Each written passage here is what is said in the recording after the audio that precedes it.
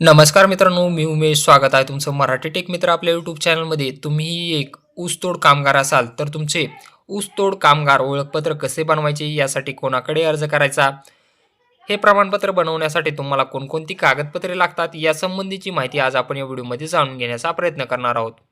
परंतु त्यापूर्वी तुम्ही चॅनलवर नवीन आला असाल, तर चॅनलला सबस्क्राईब करा आणि बेल आयकॉनला प्रेस करायला विसरू नका. ठिकाणी तुम्ही डेमो पाहू शकता. ऊसतोड कामगार ओळखपत्र आहे. यामध्ये गळीत हंगाम, तुमचा जो हंगाम असणार आहे, ओळखपत्र क्रमांक, कामगाराचं नाव, त्याच्या वडिलाचं नाव, जन्मतारीख, पुरुष स्त्री, कायमचा पत्ता, मोबाईल नंबर, टोळी मुकादमाचं नाव असणार आहे, कारखान्याचं नाव असणार आहे, अधिकाऱ्याची सही असणार आहे आणि तुमची जारी केल्याची तारीख असणार आहे. हा एक डेमो आहे. अशाच प्रकारे तुम्हाला भेटेल असे नाही, परंतु तुमचे अशा प्रकारचे एक ऊसतोड कामगार ओळखपत्र बनू शकते. त्यामध्ये कागदपत्रे लागतात आणि कोणाकडे अर्ज करायचा आहे, चला तर मग पाहूया.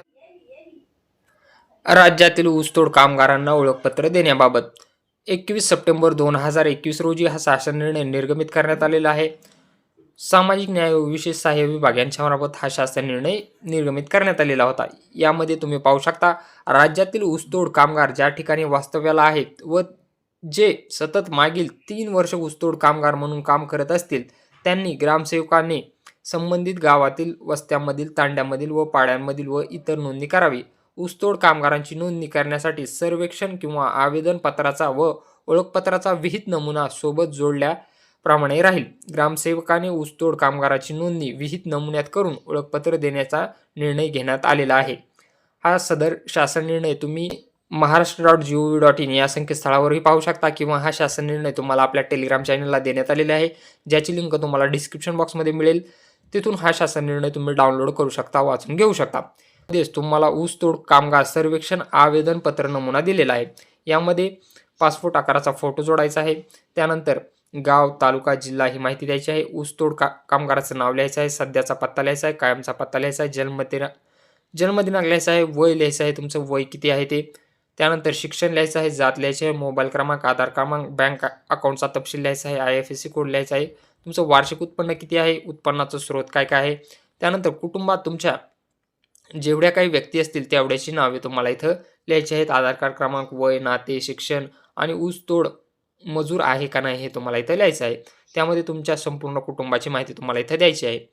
खाली आल्यानंतर तुमच्याकडे जात प्रमाणपत्र आहे का, असेल तर तुम्हाला इथं नमूद करायचं आहे. रेशन कार्ड नंबर नमूद करायचा आहे. मुख्य व्यवसाय नमूद करायचा आहे. शेती आहे का नाही हे सांगायचं आहे.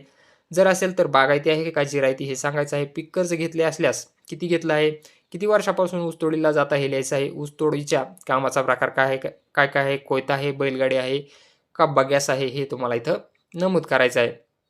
मागच्या वर्षी कुठल्या कारखान्याला गेले होते ते नमूद करायचं आहे. मागील 3 वर्षात ऊसतोड कामगार म्हणून कार्यरत असलेला तपशील तुम्हाला इथं लिहायचा आहे.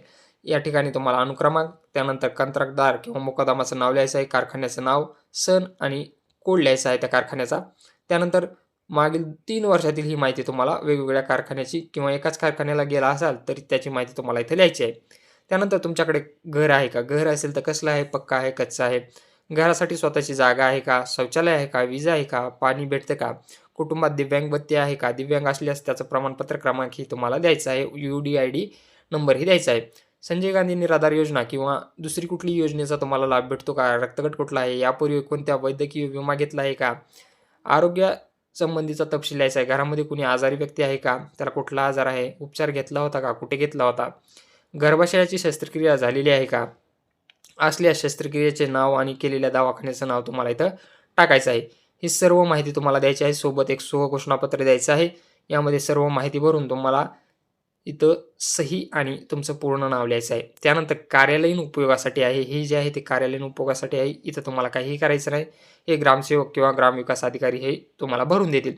त्यानंतर फॉर्म भरण्याकरता मार्गदर्शक सूचना काय काय आहेत पहा. हा अर्ज एका कुटुंबासाठीच असेल. कुटुंबाची व्याख्या काय आहे, पती पत्नी व अविवाहित मुले. विवाहित मुलाचे स्वतंत्र कुटुंब समजलं जाईल. त्यानंतर मागील 2-3 वर्षात ऊसतोडणीला न गेलेले मात्र त्यापूर्वी किमान 5 वर्ष ऊसतोड करणाऱ्या मजुरांचाही ऊसतोड कामगार यामध्ये समावेश करण्यात यावा. विवाहित मुले यांचे स्वतंत्र कुटुंब ग्राह्य असल्याने मागील 3 वर्षाचा तपशील हा अविवाहित असतानाचा ग्राह्य धरण्यात यावा. तर तुम्हाला प्रमाणपत्र कसं दिलं जाणार आहे त्याचाही नमुना इथं दिलेला आहे पहा. ऊसतोड कामगार ओळखपत्र.